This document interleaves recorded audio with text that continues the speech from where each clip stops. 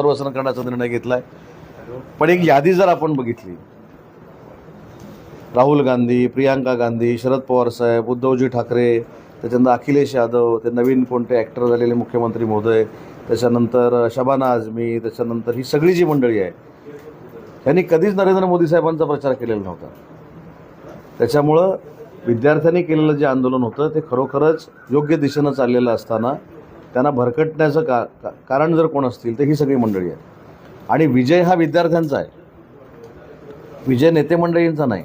काल आता मी एवढी भाषणं ऐकली जसं काही ह्यांनीच विजय मिळवून दिला, पण त्याच्यामागे धर्मेंद्र प्रधान साहेबांचं पत्र पण वाचा की धर्मेंद्र प्रधान साहेबांनी राजीनामा का दिला याचं विश्लेषण पण त्यांनी केलं आहे.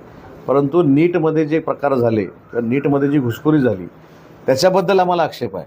मी काल शिंदेसाहेबांनी अतिशय चांगल्या पद्धतीनं सांगितलं की इकडे पराभव झालेला असताना दिल्लीमध्ये जायचं आणि दिल्लीमध्ये आग पेटवा, हे पेटत राहू दे, हे धगधगतं राहू दे म्हणून सांगायचं. काही अर्थ नाही, हे राजकीय गोष्टी आहेत. त्याच्यामुळे त्याच्यामध्ये राजकारण जे आलं